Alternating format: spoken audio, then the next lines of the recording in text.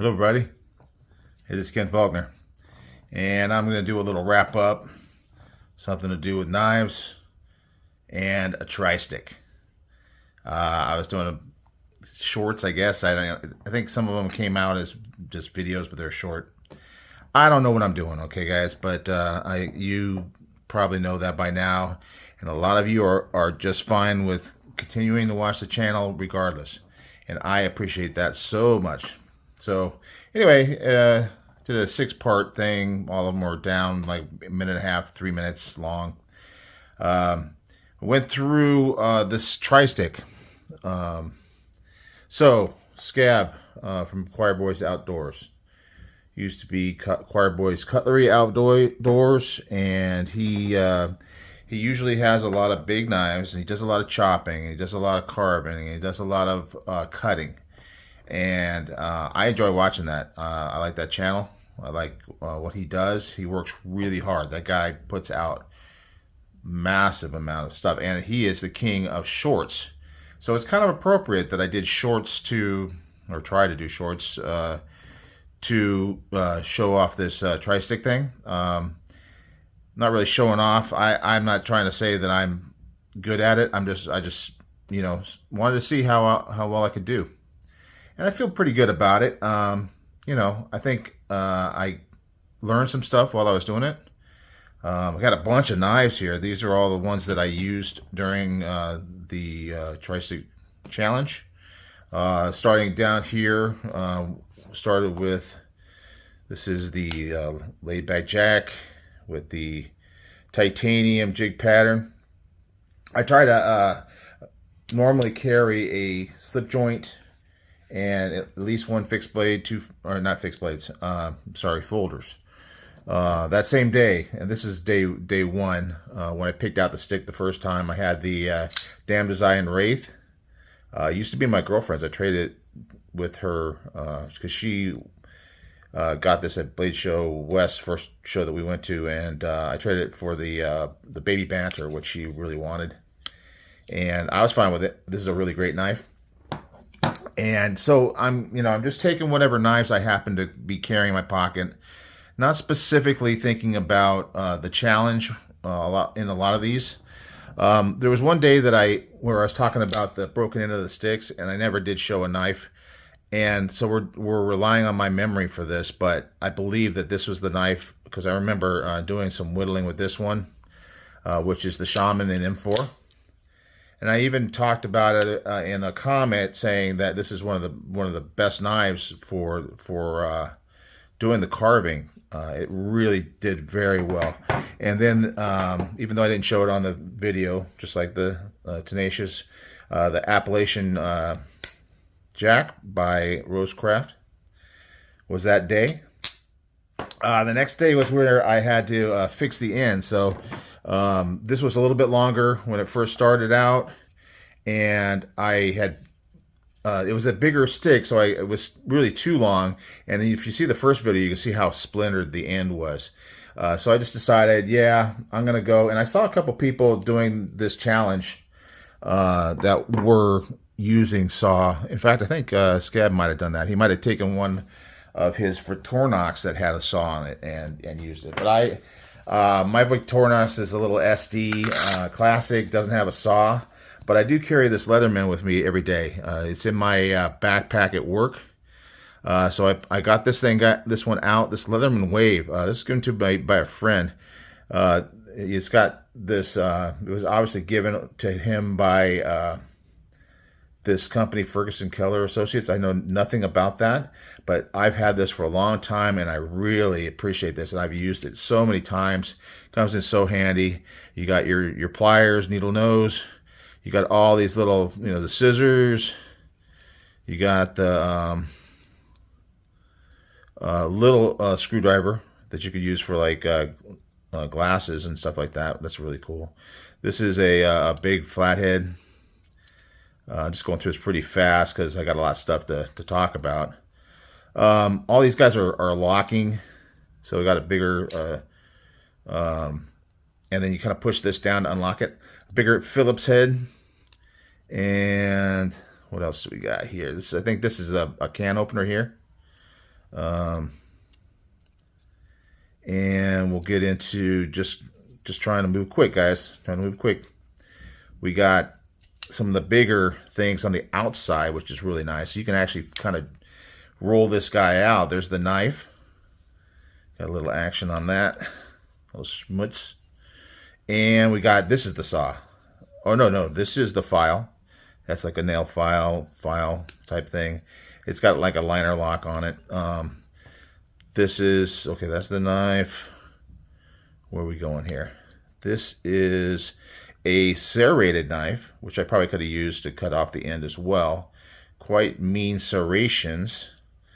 And I think this must, no, we're back to the file. So it's this one. This one is the saw blade. And we'll get that. And you can take a look at those teeth. They're pretty vicious looking.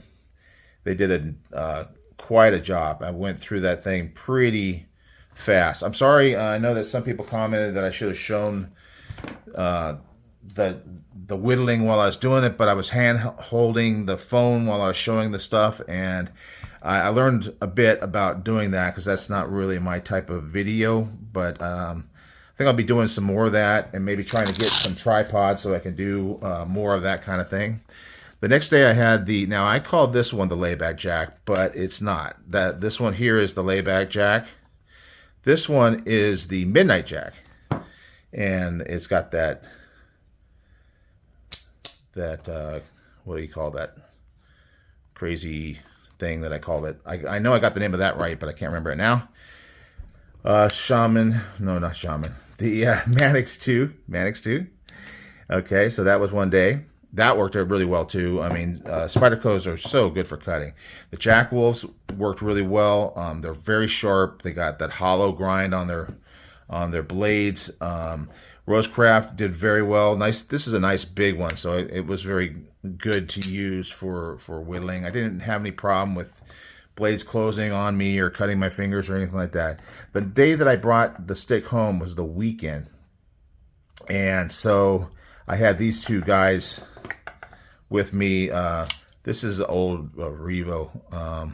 I expected this thing just to be junk because it was free, for one thing, when I bought some vault cases, and it's everywhere I look, and I'm starting to really question it because it says it's 4C 13 MOV, and then I read up about that steel because I never had that before, and it's supposed to be very soft, but I've been trying to, I promise you, I've been trying to get this thing dull. Not to the point where I'm going to rocks and trying to saw on rocks or anything like that, but I got an idea for maybe a way that I can try to get this thing more to that point. But maybe somehow there was a batch that they did in D2 or something. This thing is really holding up. I was just cutting with this today and just doing some chops through some little branches around the parking lot, and it's cutting through stuff like that. Just, you know, it's just freestanding branches of these bushes that stick out, and I just chop it like that, and it just cuts right through it. I mean, it does have a nice hollow, very thin. So maybe it's just the geometry on this thing, but it is just doing really well. But I can't dwell on that too much. This guy is the BPS Knives Adventure. Pretty basic knife. This is actually from Ukraine.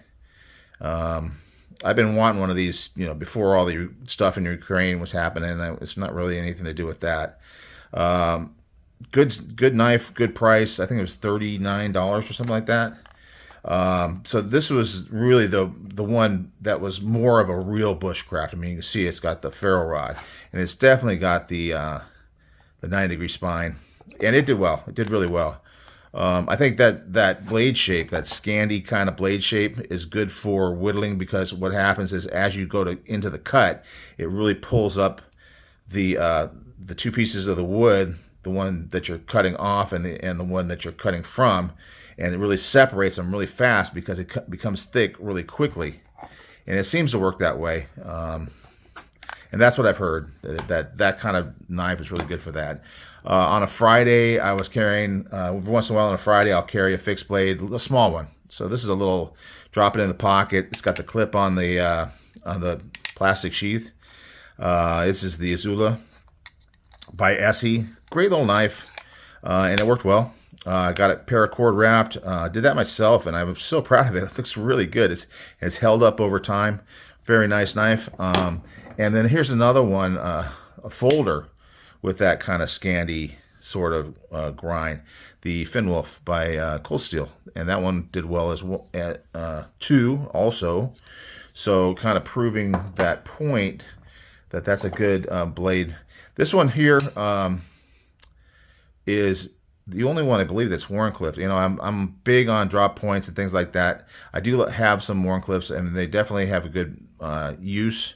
But when I was doing this last one here, I was really concerned about how well I can get that flat, and you see it turned out pretty well. I think that turned out pretty darn well. One thing I learned that when you're doing these kind of cuts, this one, you start on the end and you kind of roll it around and get a groove in it. And then that way, when you start to cut this way, it stops at the groove. And then as you do that, then you come back here and cut again to pull, because you can see here, I did a groove all the way around, but it didn't go very far. So if I cut here, it'll just cut to that point, and then I'll cut it here if it gets stuck and it doesn't want to come off. I'll cut it here, and then that'll come off, and I'll just go deeper and deeper and deeper. I hope that makes sense. But that hole there was really championed by the Feel Good Jack. This thing, you can kind of see that it's a little bit of a chamfer around the edge. And I wanted to be careful not to put too much pressure on it, because this comes down to a very thin, fine edge. But the S90V on this really came through, and it dug in fast and deep. I mean, I was worried about the thickness here, but you can see how far it would have to go, and it went through pretty darn quick. And I managed to line up the holes, because I went from one side and then the other, and I managed to meet in the middle. So I was pretty happy with that. I was, you know, you kind of in your mind, you kind of think about all the things that could go wrong and think they will go wrong, but it doesn't always happen that way. So the Cetus, that's this Wharncliffe knife. Very good knife. I mean, you don't hear that much. It was kind of big when it first came out. This is from same company that does Solaris. I'll have to put it on the screen. Anyway, both of those knives, the Solaris and the Cetus, are both really good. That's the symbol for the company, but you'll have to see it when I put it on the screen. And yeah, I'm trying to move quick, obviously. This is the knife of the week for the Faulkner 5. Did a little bit of whittling with this one, but it really wasn't the focus of it. I was more carrying it. Oh man, it really just... It's got good action, a little lock stick. We'll talk about it more towards the end of the week, but man, the sound. Of course, when you do the sound thing and then you try to be quiet, you don't really get it, but you can hear it. You can hear it. It's pretty cool. It's got good grip. One thing when I was whittling with it, it's got some pretty aggressive jimping here. So that aggressive jimping is a little bit hard on the thumb when you're trying to push. This is not the softest piece of wood, definitely, and there's some times when I'm just pushing in on this to cut it, and I was feeling that on my thumb. Great for traction, obviously, but maybe not so much a carving knife. You know, it doesn't really look like something that you would, you know, that they decided to make as a carving knife. Some of these other ones maybe. Anyway, so those are all the knives. Oops, sorry. and here's just a running through it from the beginning. I did the round in, not perfectly round. I would have liked to have maybe been able to get it a little cleaner. Who knows, maybe I'll do another one some other time, but I won't put it up on video because, you know, it was quite a lot. There's the reduction. You can see all the kind of, it's not super smooth, but I don't know that it really needs to be. Notches, got the 90 degree, got that scoop or whatever they call it. And I'm not really 100% sure on what all these are for. I think that this has to do with you've got another stick and you put it in here and tie it up. This is bushcrafty stuff, making traps, making, you know, what do you call it? somewhere to sleep, a cover for weather, that kind of thing. So all these things are made in order to put things together with wood that you just find, rather than some kit that you buy or something that you buy like a pre-made tent. I think I'm past that point in my life. I like a little more comfort when I camp. So I'll probably never be using these for that kind of thing, but it's kind of cool to learn how to do. I thought this was interesting and difficult too. This is like kind of like if you had a nice flexible stick, which this really isn't, you could have two ends and make yourself a little bow real quick and, get yourself some food. I played around with bow and arrow some. I'm not really the best. Nice sharp point on here. Probably could have been sharper, but it'll do the trick. So anyway, that's it. I mean, Scab challenged. I said, hey, I want to support. I like to support other channels, especially ones that I watch a lot. I feel like they give me a lot, so I'm going to try to give back. And that's what I was doing with all this stuff, if you were wondering. And I appreciate those of you that watched. I don't care or mind if you didn't watch, because I'm the kind of guy that doesn't really watch a lot of shorts. I do more of the long form. So maybe this is the first you saw of this whole tri-stick thing. But anyway, it's something I'm trying out. I'm thinking of a couple other things I could do, getting some ideas, and hopefully I'll improve on doing this type of video as I go. Mix it up a little bit, don't want to get bored. Don't want you guys to get bored. Try some different things. Anyway, another long video. This is probably longer than all the shorts put together, but that's how I roll when I'm doing these long forms. So you guys take care, and we'll be back in a day or two, and we'll see you on the next one.